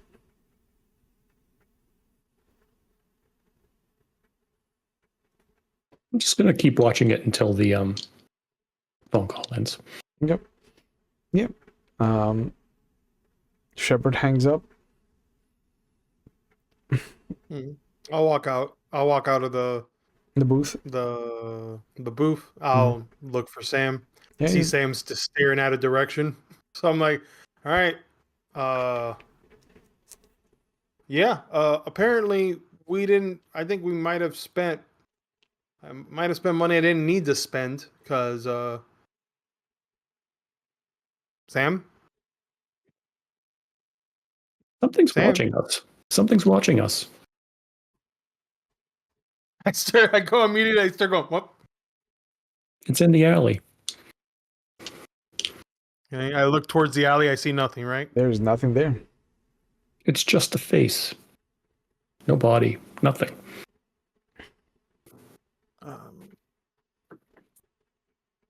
Okay. I imagine this is a spirit then. Not one I've seen before. The face is more like us. But it may be male. But more like us, not what I would think a spirit is. Too bad Jimmy took off. Might be one of theirs. How far do you think it was? How far does it look from us right now? Across the street. It's across the street in the alley, yeah. Less than 100 feet away. I start walking that way. Okay. I just want to see. Keep staring at it. Like I look at him, like going, just to nodding at him, at Sam, just to tell him so he can keep looking at it as I walk across the street. Yep. The moment that Erikson touches the opposite sidewalk, it vanishes. It's gone. I look into the alleyway. Is there anything significant? Anything that would be on the floor? Possibly, if this is something, because I'm still thinking it's a spirit, so I'm looking at it as though anything that it could be connected to, like how the revolver had a spirit on it. This is completely different. Like if this was a ghost, like you would have felt the coldness. There's no coldness here.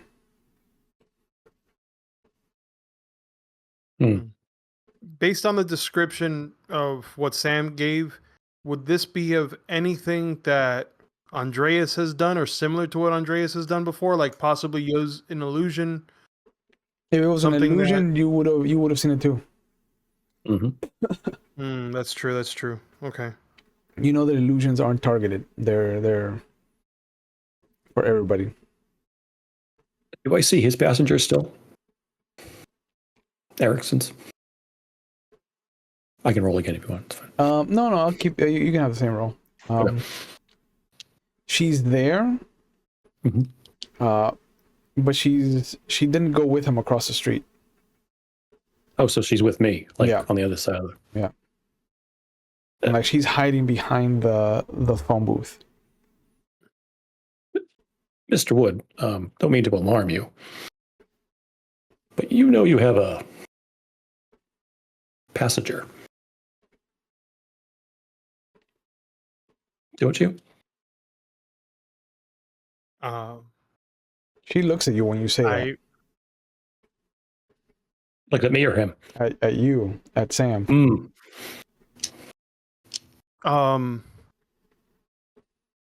I did, or at least I thought I did, and I'll actually retrieve the revolver from behind. That's lodged. That's put in back of my waistline. I'll pull it out. Feels like a gun. No, it does not feel any colder. This revolver here had a spirit. Do I see anything on it or no? Mm-mm. I don't see one on the gun. There are severed threads. Yeah, there are severed threads, kind of like wispy off of it, but otherwise, there's nothing. It's a little out of my wheelhouse, but it does look like there may have been something attached to it. Yeah. The last time I felt it was when this gun is attached, I guess we could say emotionally, to a spirit of someone who, there's no way to sugarcoat it, tortured and killed. I believe it was never my ghoul, right? Mm-mm. No, it was somebody else.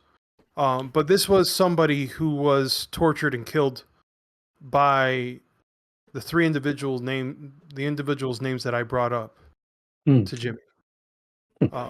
They're the ones that have been, and as I'm walking back across the street, so I don't have to yell this at him. So I'm walking back up to. Does she move back to shadow? No, she stays. She stays kind of like looking your direction. Yeah. Good type. Thank you. Yeah. So I've used. Well, the spirit has been helpful up until a point, but unfortunately, she hasn't been. Oh man, I just gotta. All right, sorry about that. Allergies. It's infected. I think he's definitely infected. Yeah, that gun's infected. Yeah. But yeah, the moment that we found information, or I'm trying to recall when she left, but it was shortly after we found the names of the people that we were searching for. I haven't felt her since, but she was able to link us to the people that have been parading as myself, Andreas, and former member Melvin. Well, she does seem perturbed that I pointed her out to you. Wait, she's here still? Oh yeah, she wouldn't. Interesting. She wouldn't cross the street. It's a lot out of my wheelhouse. I don't know what could cause that. But so wait, for instance, I saw this when you were at the coffee shop too. She was following you. So you've been here this whole time. Okay. But she's not with me now. She's she wouldn't cross, and she's hanging over. I think she's a little put off. That's probably the best way to put it. I mean, wherever you pointed, that's where I look over, and I know I can't see her, but just so you know, we're still trying to look for her. We're closer. We're actually, if you were able to overhear the conversation on the phone, we're very close to finding the people that killed you. Sam will see her shake her head. She doesn't. She shook her head. Either I don't know what the context could be. Either no, you're not close. And I asked Sam if you can just come, and I'll just walk towards the phone booth. Mm-hmm. And she's not moving, right? She'll still be there? Still there. All right. So I'm looking into the phone booth. I don't see her, but I'm looking into the phone booth. I go, are you shaking your head because they are not the ones who killed you? She nods. Sam nods.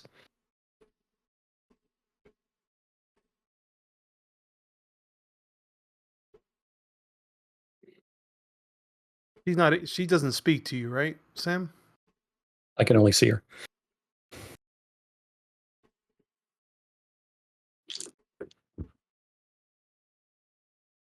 So even if I ask you who killed you, you wouldn't be able to say it. Is that right?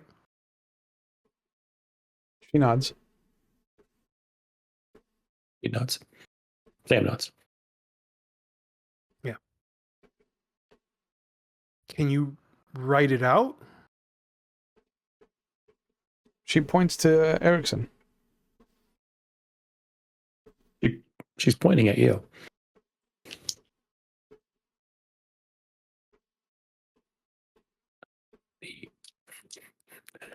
I killed you? She nods. Sam nods. I'm sorry, Sam. Can you describe to me who she looks like? Like what she looks like? Sam describes her, or whatever I can make out. Yeah. Could Erikson describe his wife for us? Oh, geez. Kind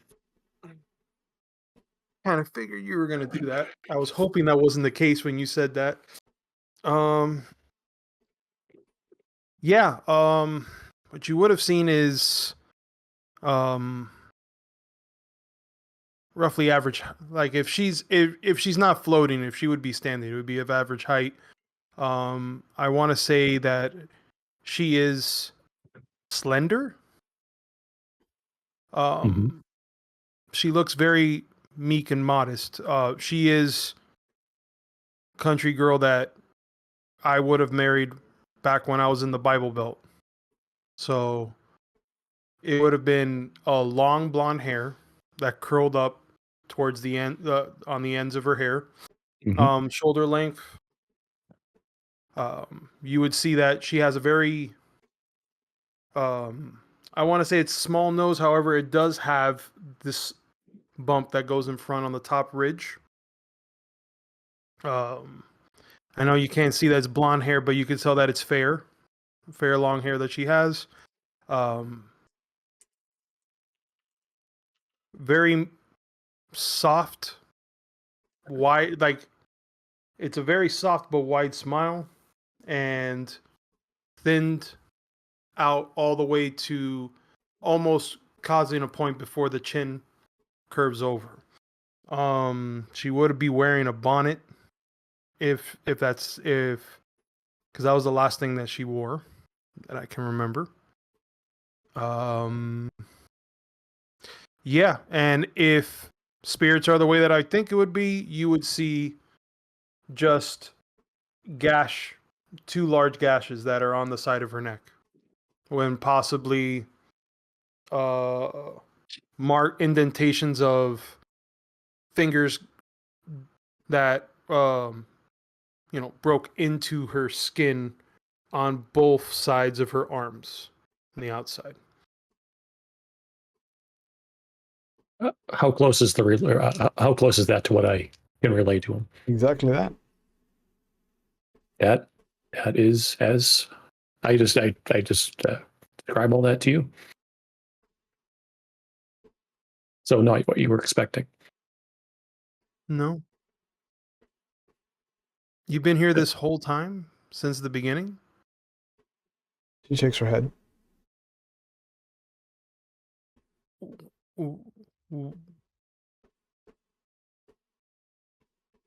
If only you could tell me when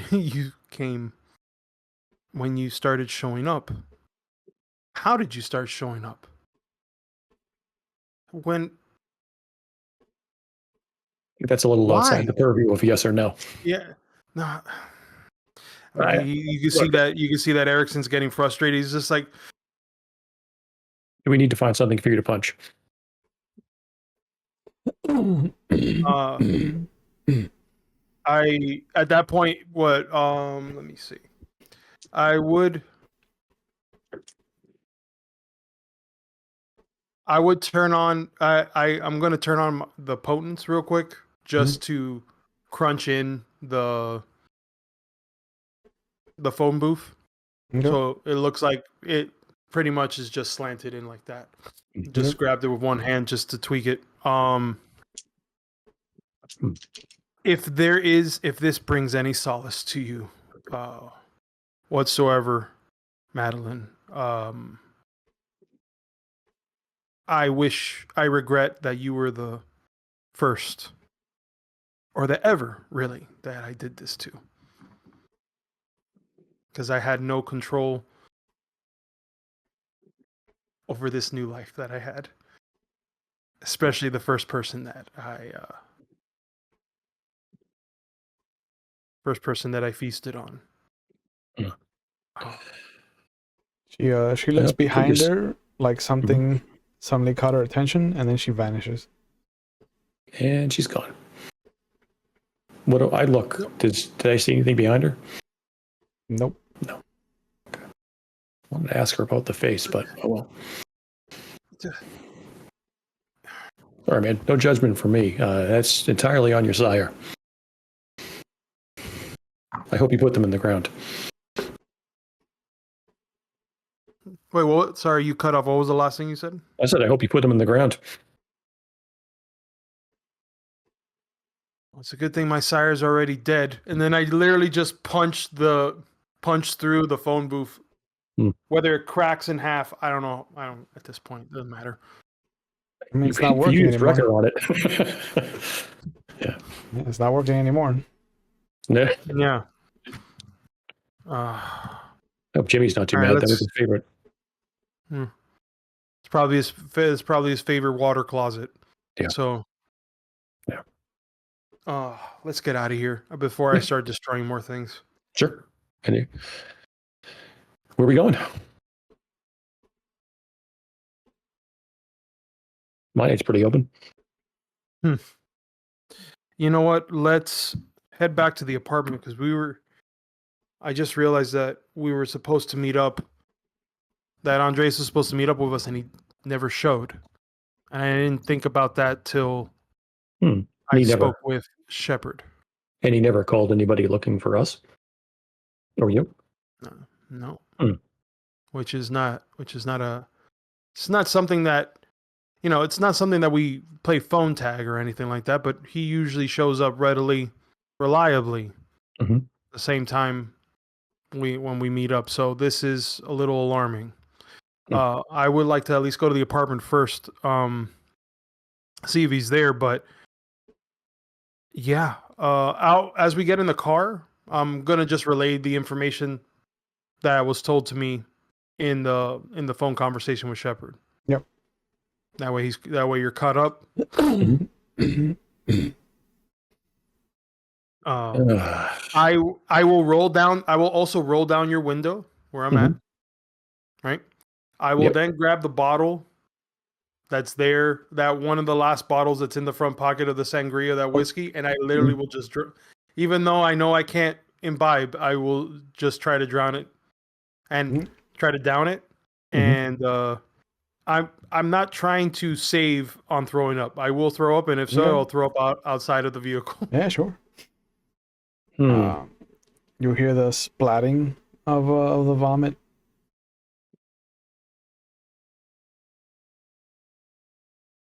Get it out, big And guy. I checked to make sure that his leather interior has not been No, the been interior destroyed. is fine. The outside is it's gonna need a cleaning. Mm-hmm. I apologize to your driver in advance. No worries. Someone will clean it. That's why I have people. Yep. But yeah, I give him that information before we get back to the apartments. Mm. Well, Um, as you're driving back across the bridge, you'll see that there are spotlights. There's a big to do. And the old record store has this big kind of party atmosphere going on, and it's late. It's almost 3 o'clock in the morning, and it's Monday. It shouldn't be happening. Hmm. well, it's probably Just something. keep it in. Oh well, just keep. Yeah, but it is something. How Is it far up? is the record store? How far is the record store from the apartments?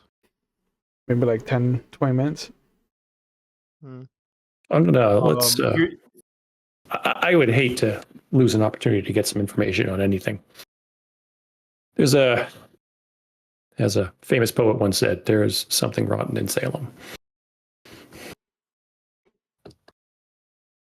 yeah, could have told you that one without needing a poet. So what do you suggest? So, let's not make an appearance, but let's at least try to take a look from the car if we can. A drive-by, got it. Mm-hmm. As you're pulling up, maybe a block away, you'll see that there's just these 3 rotating spotlights. Searchlight. Yeah, searchlights. The sign has been taken down for the record store. It looks like there's that kind of construction paper covering the windows, but you notice that chained to the doors there is a man. He looks like he has a stake through his heart. So he's torpored. What side of the river are we on? You're in West Salem. Oh, fuck. You need to tell the Baron. Unless she wants to pay us to deal with it. As we get closer to it, because we're driving right through, can I see the description of this person? Or who this person is? It's nobody you recognize. He's kind of olive-skinned, black hair, kind of trim beard. Looks muscular. But it looks like his throat has been slashed from ear to ear. Andy's torpor. He's got bite marks up and down his arms.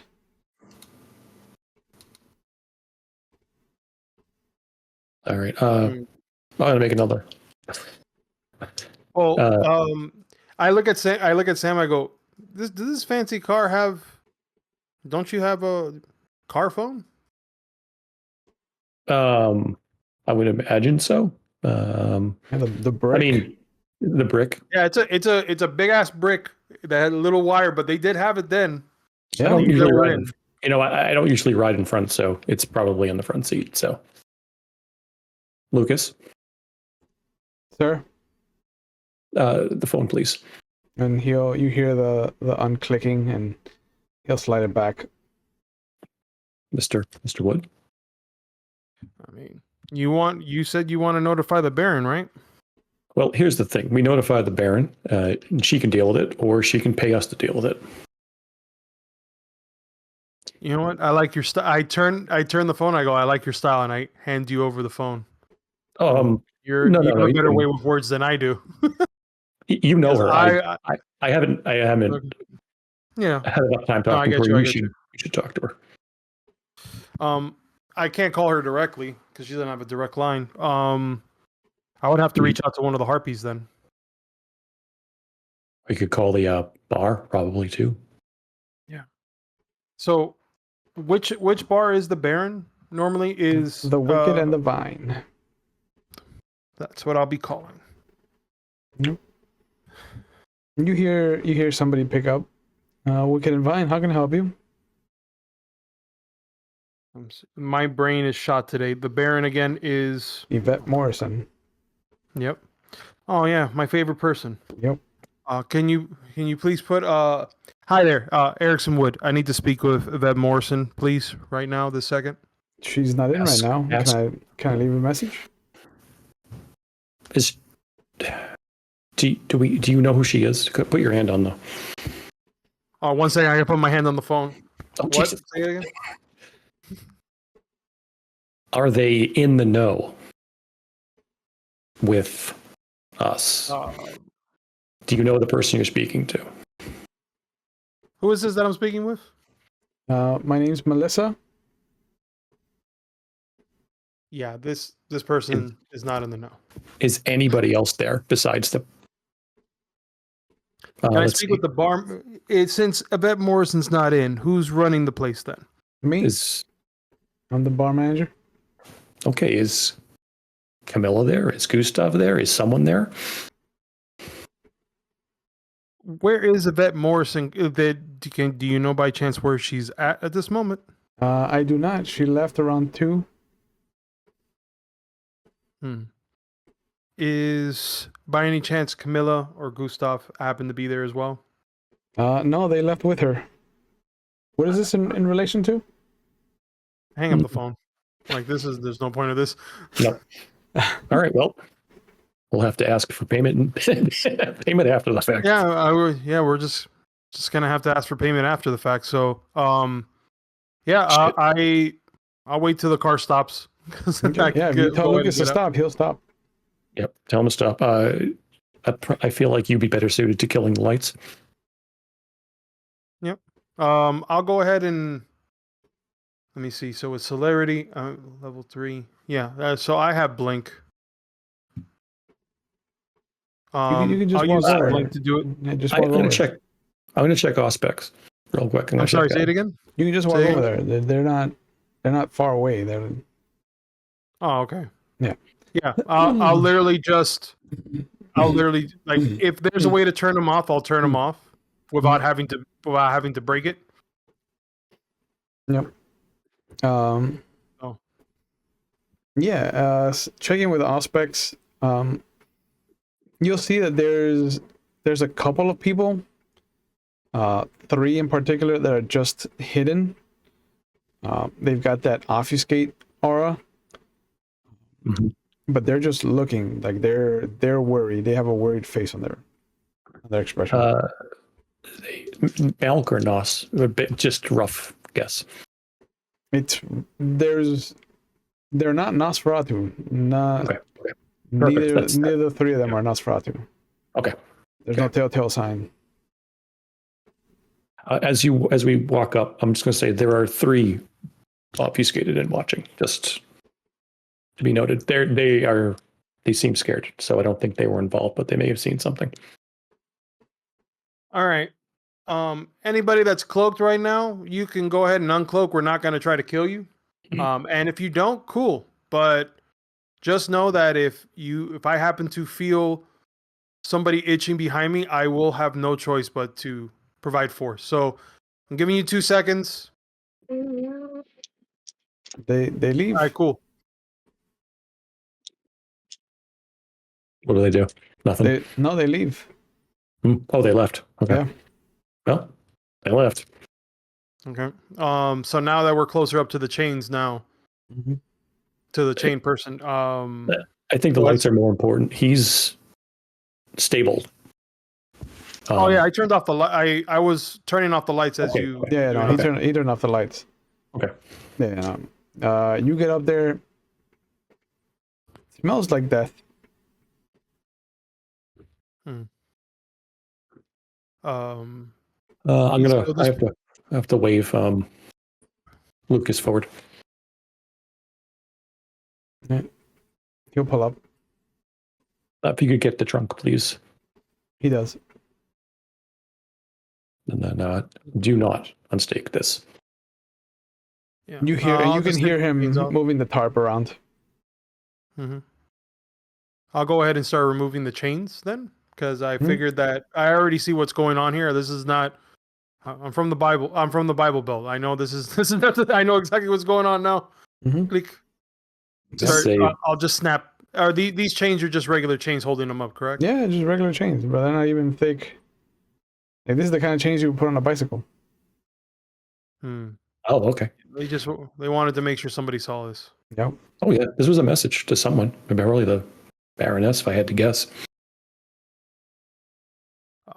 So as we're doing that and we're putting him in, he's still fully clothed, right? No, he's shirtless. He still has pants on, no shoes. Okay. Checking the pockets for any identity, see if there's a wallet, anything like that. Empty. Cards, nothing. Empty. Yep. Since he's shirtless, is there any distinguishing marks? There's a ton of scarring. There's one scar in particular that catches your attention.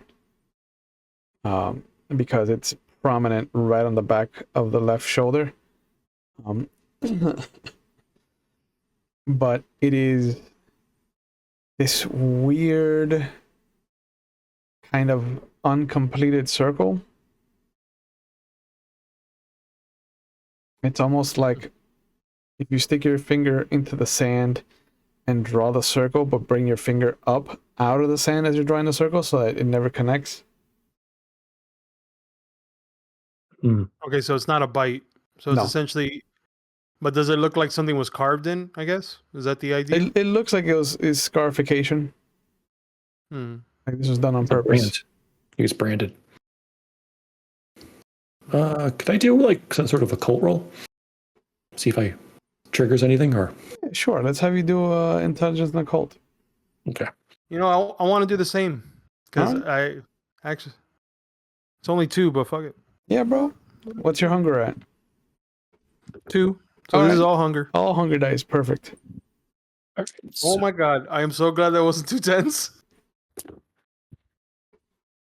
1. I got 2. A 10 and an 8. So okay, I actually so got 2 for both of you.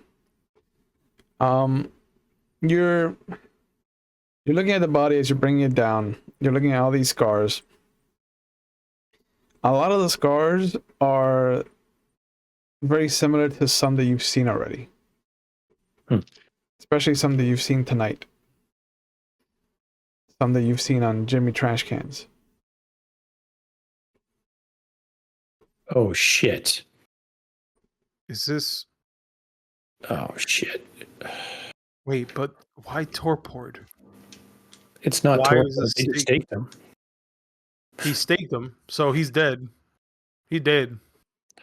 Who's All dead? I'm saying, That's if this is what I think it is, and they drained him and torpored him, do you know what happens when that sort of thing occurs? I've only seen one person. One of us makes one of us out of one of them.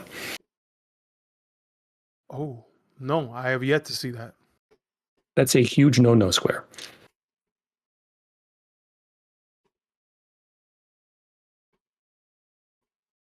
You think that's what this is right now, or this is just more than just a message, is what you're saying?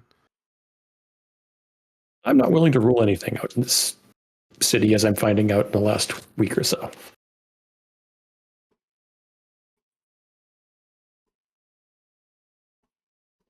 I'm just going to say right now is that if anybody finds out we have this without us, if somebody finds, before we tell anybody, if somebody finds out we have this person, we have a bigger target than you think.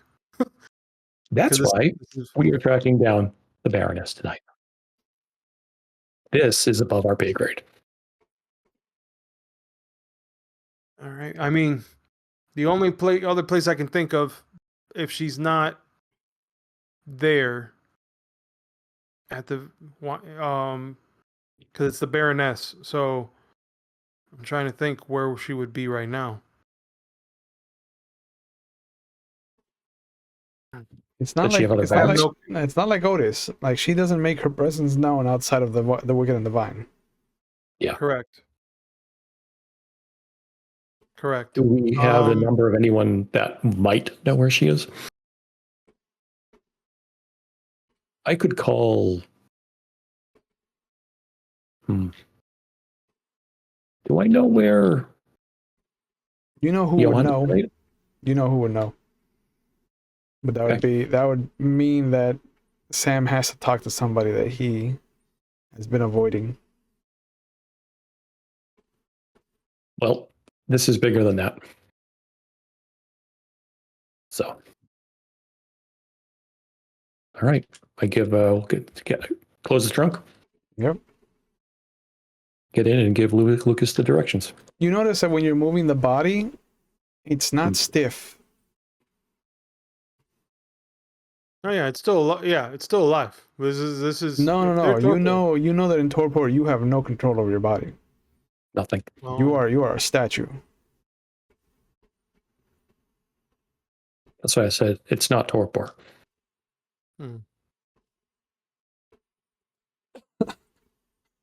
I say avoid bumps. I don't want an accidental spike state coming out.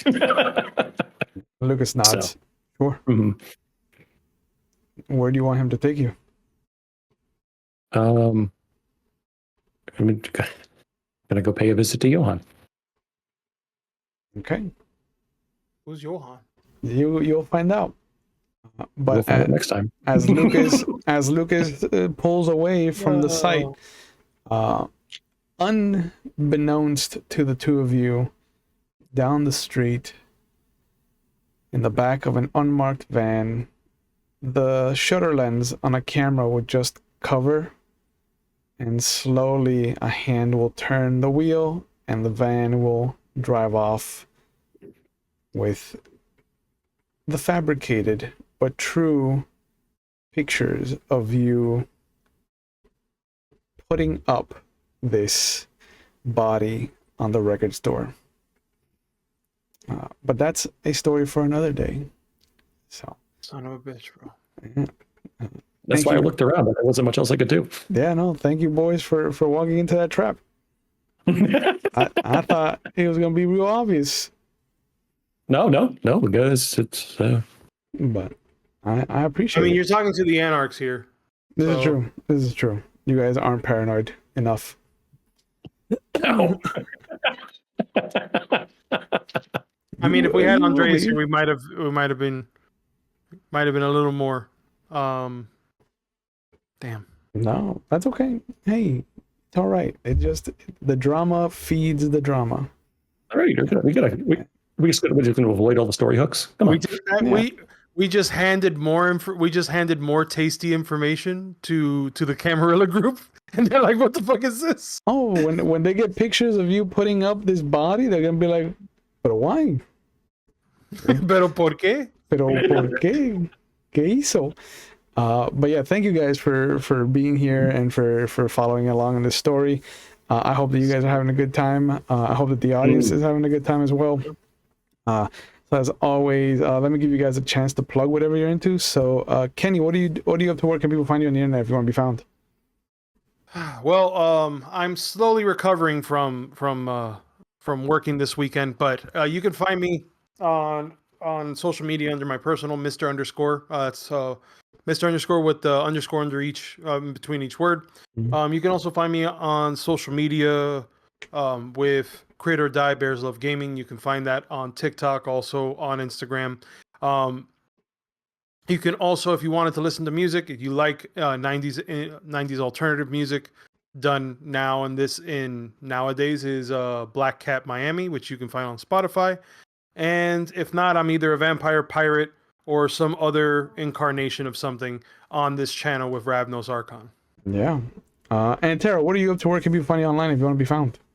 So this week's a busy one. We got you can find me as a mage on Wednesday with that guy down there as a storyteller, or up there actually. Yeah, that's fine. He's lulling us. The whole thing's a trap. He's lulling us into a false sense of security. No, you guys are having a good time. Yeah, we're putting up W's, big W's. Yeah. And then I think we playing Samurais on Thursday this week. Yeah, we're playing Samurais on Thursday this week. We gotta go kick some ass. Samurais on Thursdays, and then you got Hidden City. I got Hidden City on Saturday, which is I'm telling you, this act is kicking ass already. So yeah, tune in, people. Yeah. So yeah, as always, thank you guys for being here. Please take care of yourselves. Please know that it is okay to not be okay. And if you need help and you're watching live, there are phone numbers going up in our Twitch chat. They'll be in the description box on YouTube if you're watching later. But just know that there are resources out there if you feel like you need help. So don't be afraid to take that first step. If you're not in the United States or you don't do well with phone calls or text messages, you can always go to findthehelpline.com. That'll help you find the resources in the areas closest to you. And resources that will accommodate to your needs if you feel like you need something that isn't provided by the phone numbers and on the list. But just know that the world is a better place with you in it, especially since today is Trans Visibility Day. So please know that trans lives matters. Everybody that has been a victim of this current regime that we're dealing with, please know that you are seen. You are validated, and we appreciate you being here. So please know that if you need the resources, they are always going to be available. So as always, thank you for being here. We have Vampire the Masquerade on Monday, like you saw tonight. We are off this and next Tuesday, but we are back on Thursday for some samurai action. And otherwise, you can catch me on McStabber Studios on Wednesday, where I do lead a fantastic group of mages through the cities of Miami in 2018, and it has been a delight after setting all my mage games in 1980 to just have somebody say, I will Google it and just give you information for free. It speeds up time so much for gaming, and we can focus on the story. And this Wednesday we're going to meet some of the avatars that these mages have, so it's going to be a real treat and a real calm episode. I don't see anything going wrong whatsoever. No, whatsoever. Yeah, and sometimes you can catch me there on Fridays where I get to play the most handsome baron in Kansas City. But please, thank you guys again for being here. Take care of yourselves. We will see you when we see you. Have a good night, everybody. Bye.